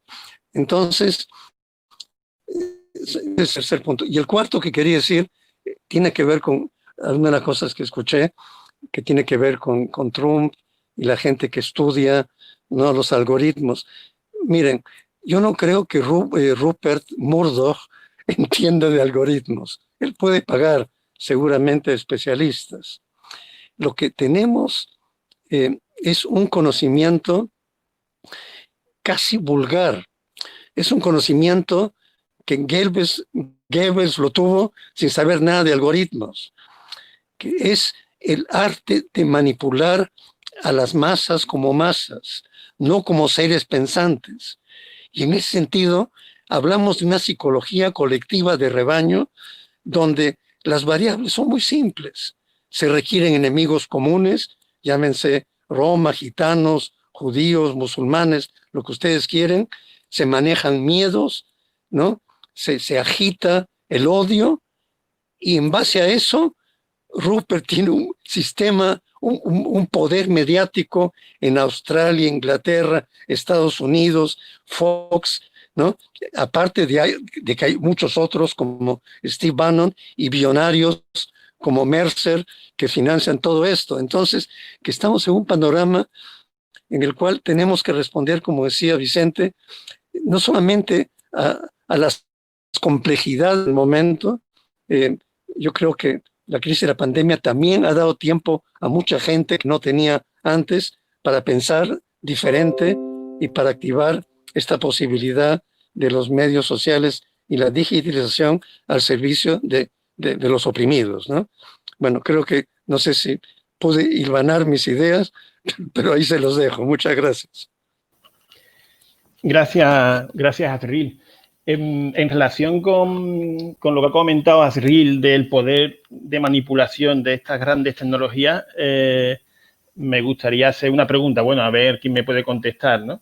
Yo creo que el miedo que dan estas grandes tecnologías precisamente reside en el poder que tienen de modificar nuestra subjetividad, vamos a decirlo así, ¿no? Nuestra identidad, nuestros procesos cognitivos. De hecho, Esteban, en algunos momentos digo, parece que estoy en una clase mía de memoria, porque está hablando de atención, de memoria, de sistema ejecutivo, de procesamiento. Digo, caray, parece que estoy en clase, ¿no? Que yo doy clase de psicología de la memoria, ¿no? Entonces, yo creo que y que realmente esto es interesante. Yo creo que todas las tecnologías tienen esa influencia. Antes se ha citado la contrarreforma. Yo creo que el ejemplo posiblemente más parecido a la revolución que estamos sufriendo en estos momentos con las tecnologías de la información es la imprenta, ¿no? Probablemente la invención de la imprenta y los desarrollos tecnológicos posteriores y cómo la imprenta modifica la forma de pensar en Europa y provoca no solamente cambios cognitivos en las personas, sino cambios políticos y sociales y económicos, ¿no?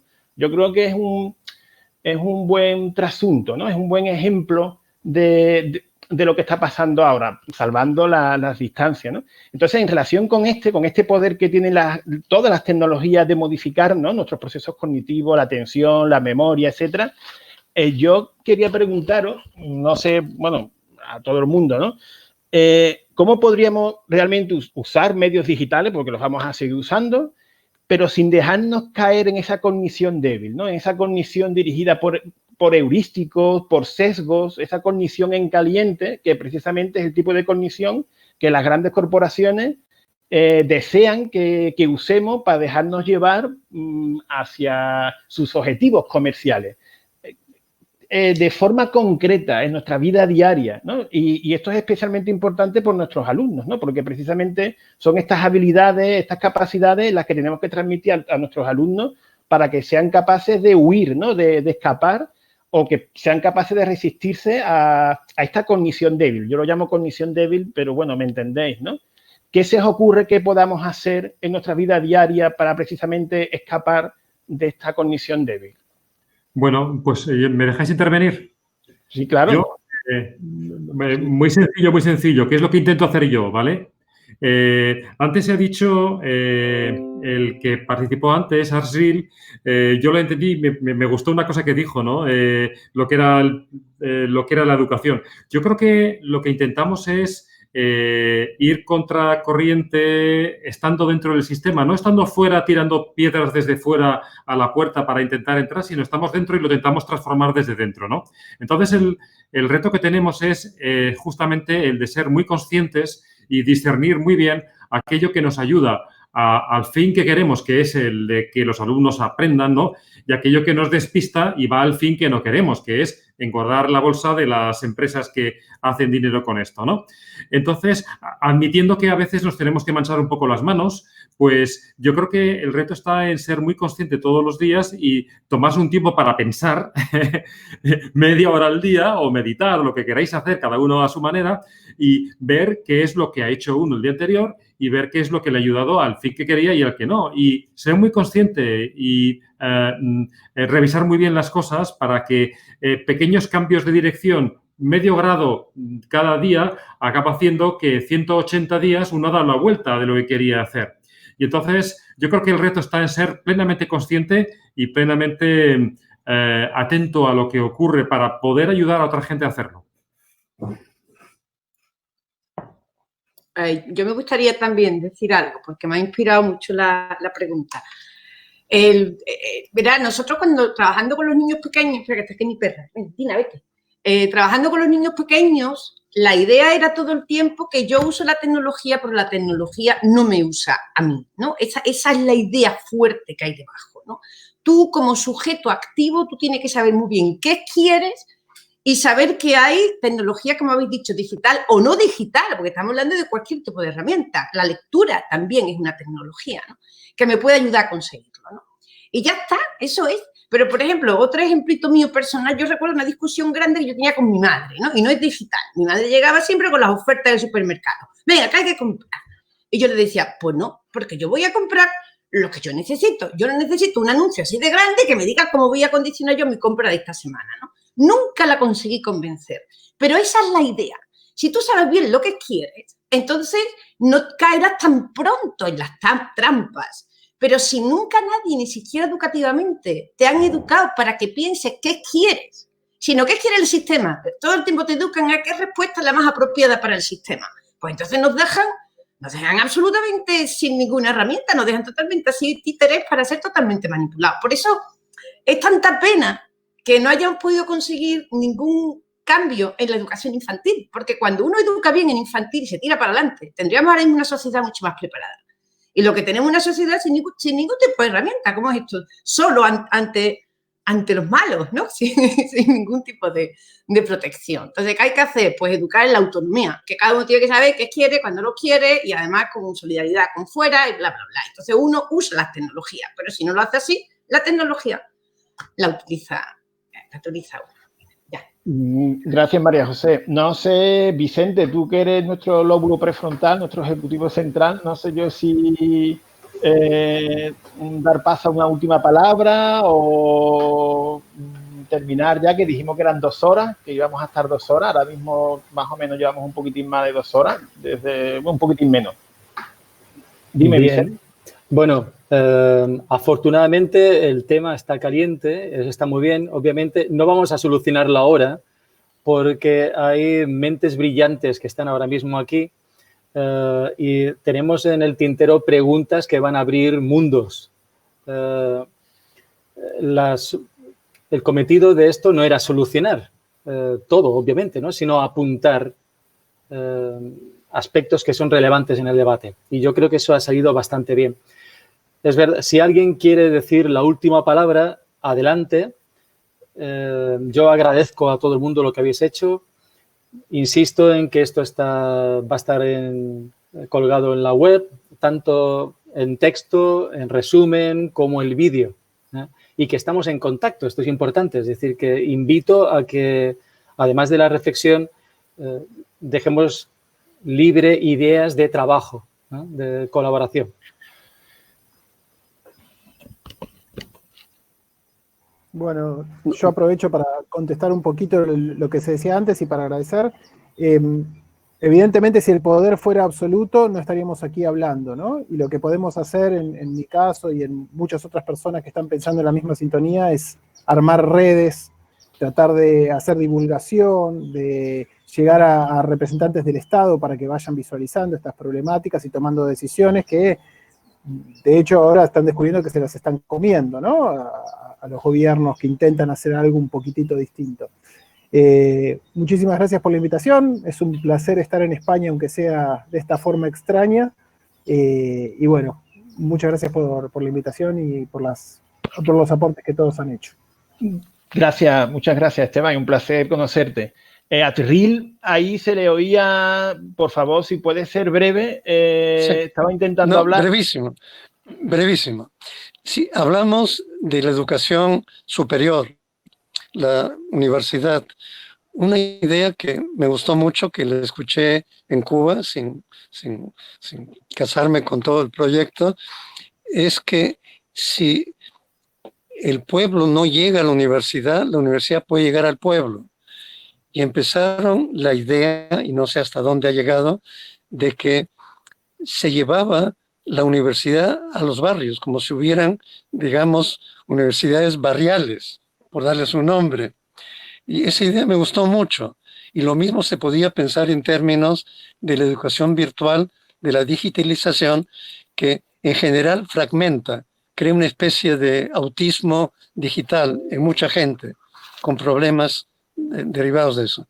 Entonces, que se podría hacer un uso de la digitalización combinado con grupos de estudio, con grupos freirianos que asisten al mismo mensaje, pero después en forma presencial de pequeños círculos horizontales, aprenden y discuten en forma horizontal. Ahí se multiplica el poder de la nueva tecnología digital junto con la posibilidad presencial de concientización, de aprendizaje unos de todos, ¿no? Algo así. Bien, pues muchísimas gracias, Ril. Muchísimas gracias a todas y a todos. Ha sido un placer. La verdad que yo diría que se ha quedado un poquitín incluso corto, ¿no?